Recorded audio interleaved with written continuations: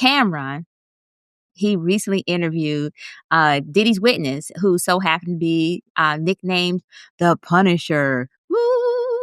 I'm sorry, I had a moment there. I felt like I should be on him, but it's okay. So, whose real name is Sheree Hayes, by the way. He's a male escort.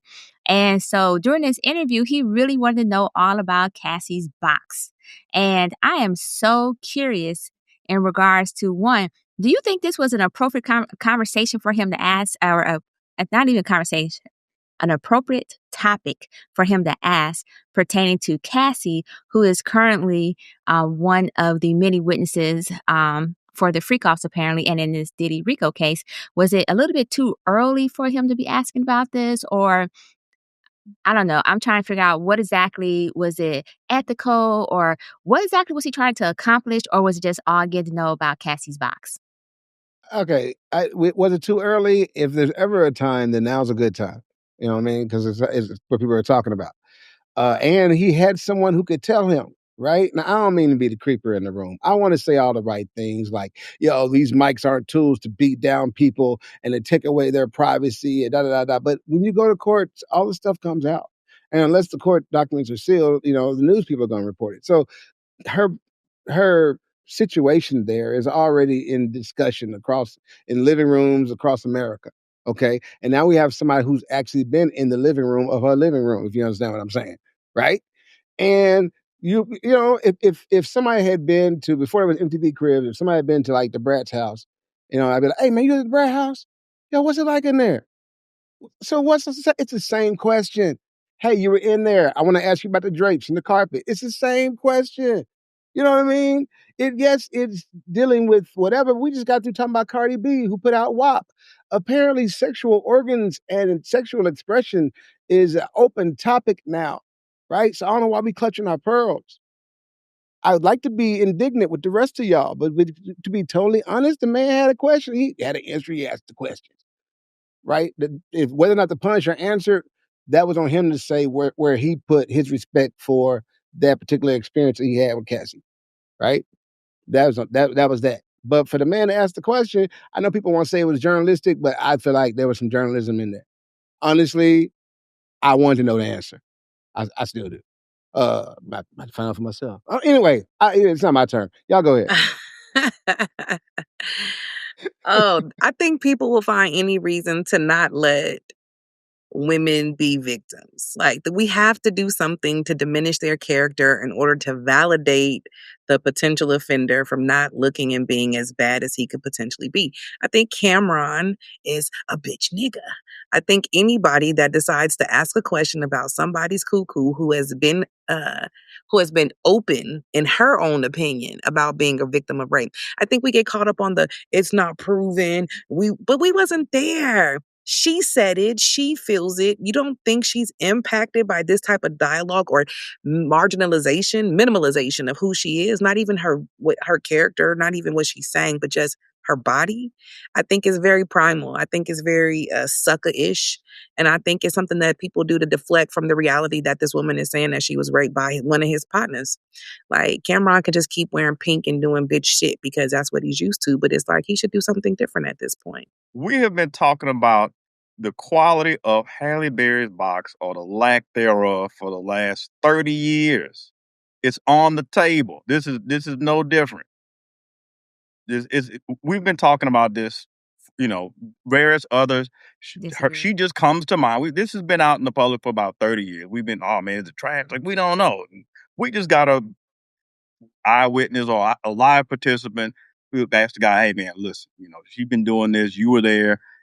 Was it, top tier? What's the Yelp rating? If somebody was going to ask it eventually, the people want to know. I think it's relevant to the case.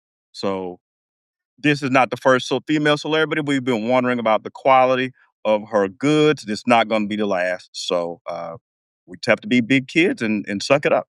That's my take. I think there's a larger conversation here, right? But I'll start by saying that all of this is fair play. All of it, each and every piece of it, because that's the world that we live in today, right? There's no longer, say, journalistic standards, right? I mean, there are places where that exists, but if people are not gravitating to those places, who cares? right? A former rapper, whether it's Cameron or Joe Budden, right, can have an opinion, can pick up a microphone, and people can enjoy the content, because that's really what it is at the end of the day. I mean, what did you expect for even CNN, for example, who interviewed that guy? Right? The guy who was on the stand, CNN interviewed him. I mean, I guess he did the right thing. He went on there and apologized and all that. But what the fuck do you think this is? This is entertainment as news being proxy for people to have these types. Now, whether or not Cameron took it to a different place, but if you follow Cameron, that's just who the fuck he is. It is what it is, the show that he does that garners millions of views. So I'm shocked by the surprise of all this, right? If we're not going to have the deeper conversation, because ultimately I think whether or not we pay attention to it, who fucking cares? I mean, if we're going to be honest, I don't look at it strictly from the lens of the victim. Because I do think, that's to be debated in regards to the court of law. We did not have a proceeding prior to now, whether or not we want to attest to the facts. So outside of having those facts, I know that we talked about a settlement. I know this trial is happening. I don't know the motives beyond that. So I don't know that it's necessarily out of bounds if we're not going to then admit that all of this shit is out of bounds. You know what I'm saying? Like, we know way too much shit from people anyways. That's the culture. Whether they tell us the information themselves on social media, whether a trial comes up. I mean, people are mad that we can't even see this trial. Like, there's people lining up outside. This would be made for TV. We saw OJ, right? So we have a thirst for these things, and I'm not mad for proprietors of business, right, to engage in the shit that the public wants. You dig what I'm saying? Now, depending on how they move in their real lives, it's a different story, but that's just the world that we live in. And so, yes, you know what I'm saying? It might be a little crass. Maybe I wouldn't necessarily do it. I don't even know what the answer was. So maybe I'm just not that I can interested. tell you what it was. But I can imagine that there may be people who are. And yeah, especially if you're hitting it raw. I mean, that's a good point. I mean, if that was part of the testimony, and that just seemed kind of crazy in and of itself, especially if you're talking about sex workers, but whatever. I mean, inquiring minds want to know. Yeah. So, S&M, you were saying? I just had the urge to jump in so strongly, so I'm going to go ahead and do that.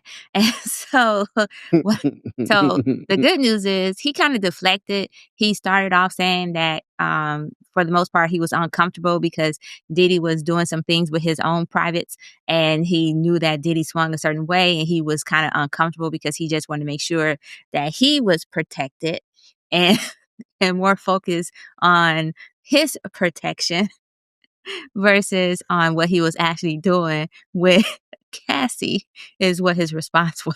So he was always watching his back S&M. Yes, that's what she's saying. He couldn't That is concentrate on what he correct. was doing because he was too busy watching his back. Like, wait. Okay. That is correct. That's exactly Why what this he was nigga doing. walking around behind me? It's weird. And so this is what I wanted to add Oh, that we can laugh at that though, huh, Tia? But go to ahead. let you know what he When it's the guy said. that's a victim. But It's it's funny then, also huh? because that's what he was open about. And I think the reason why he said that was because he recognized that this may not be the time to have that conversation.